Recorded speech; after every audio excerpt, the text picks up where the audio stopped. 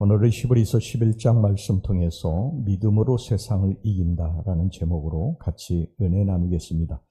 히브리서 11장을 보통 믿음장이라고 그렇게 부르는데요. 믿음이라고 하는 것이 무엇인가를 가장 잘 설명해 주고 있는 그러한 말씀입니다. 믿음이라고 하는 것은 성경에서 가장 중요하게 취급되는 핵심 주제입니다. 우리는 믿음으로 구원받고 믿음으로 세상을 이깁니다. 그러나 실제로 믿음이라고 하는 단어는 매우 추상적이고 관념적인 그런 개념을 가지고 있습니다. 무엇이 믿음이냐? 믿음이 도대체 뭐냐? 이렇게 질문했을 때 정확하게 답을 하는 것이 대단히 어렵습니다. 그래서 히브리서 기자는 오늘 본문에서 여기에 대해서 구체적 정의를 내리고 있는데요. 첫째, 믿음이라고 하는 것은 바라는 것들의 실상이요, 보이지 않는 것들의 증거라고 말씀을 하고 있습니다. 1절 말씀입니다. 믿음은 바라는 것들의 실상이요, 보이지 않는 것들의 증거니. 여기서 실상이라고 하는 것은 실제로 존재하는 것, 확신, 확고함이라고 하는 의미를 가지고 있습니다. 따라서 바라는 것들의 실상이라고 하는 의미는 미래에 소망하는 것이 현실에서 이루어진 것처럼 확신하는 것. 실제로는 이루어지지는 않았지만 이루어진 것처럼 확신하는 것. 이것이 믿음이라고 말씀을 하고 있습니다. 내 병이 지금은 낫지 않았지만 앞으로 나은 것처럼 확신하는 것. 내가 지금 가난하지만 앞으로 잘 살게 될 것이라는 것을 확신하는 것. 내 자녀가 지금 힘들지만 앞으로 잘 될 것이라고 확신하는 것. 지금은 사업이 어려워도 앞으로 잘 될 것이라는 것을 확신하는 것. 이것이 믿음이라는 것입니다. 히브리서 기자는 또 믿음을 보이지 않는 것들의 증거라고 말을 하고 있습니다. 위의 말씀 같은 말씀이죠. 지금 내 눈으로는 보이지는 않지만 눈으로 보는 것처럼 확신하는 것입니다.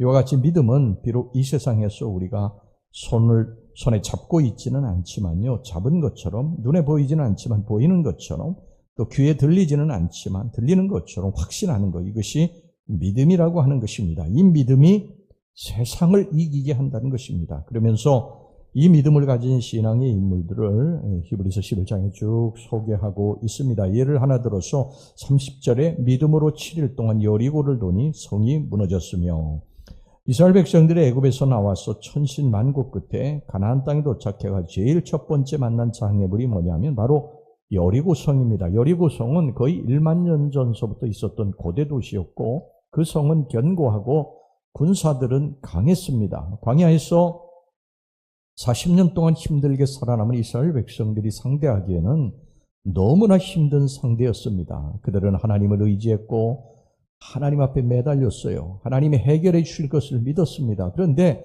하나님께서 이렇게 말씀하셨습니다. 어떻게 말씀하셨느냐? 성을 돌라고만 하셨습니다. 그들의 생각과는 너무나 다른 터무니없는 말씀을 하신 것이죠. 그들은 하나님께서 여리고성의 약점을 가르쳐 주시고 새벽에 적당한 시간에 공격할 것을 그렇게 말씀하실 줄 알았어요. 그런데 전혀 상식 밖의 말씀을 하신 것입니다.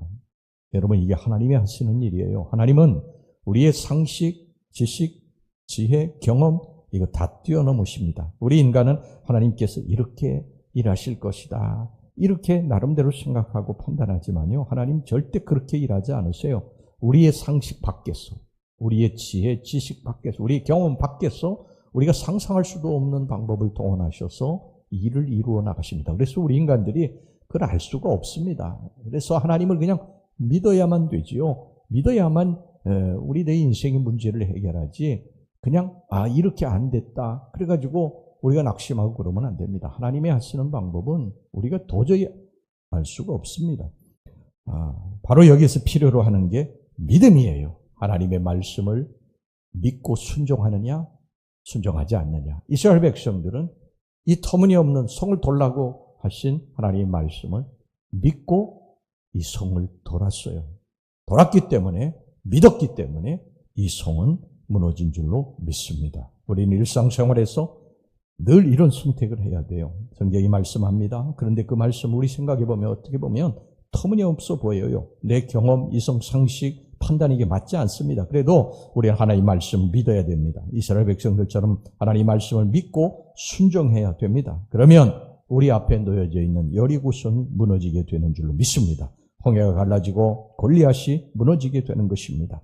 내 경험으로 보면, 내 지식으로 보면, 내 상식으로 보면 터무니없는 짓이에요. 성을 둔다고 어떻게 성이 무너지겠습니까? 그런데 하나님 말씀을 믿을 때 그 믿음이 역사를 일으키는 줄로 믿습니다. 이게 믿음의 힘이고 이 믿음이 세상을 이기게 하는 것입니다. 성경의 수많은 인물들이 이 믿음을 가지고 세상을 이기고 승리하며 나아가는 줄로 믿습니다. 여러분, 이 믿음이 하나님을 기쁘시게 한다고 그랬어요. 6절 말씀 보세요. 믿음이 없이는 하나님을 기쁘시게 하지 못하나니 하나님께 나아가는 자는 반드시 그가 계신 것과 또한 그가 자기를 찾는 자들에게 상 주시는 이심을 믿어야 할지니라. 하나님을 기쁘시게 하는 것이 몇 가지가 있는데, 첫째는 영혼 구원이고요, 두 번째는 감사고, 세 번째는 믿음입니다.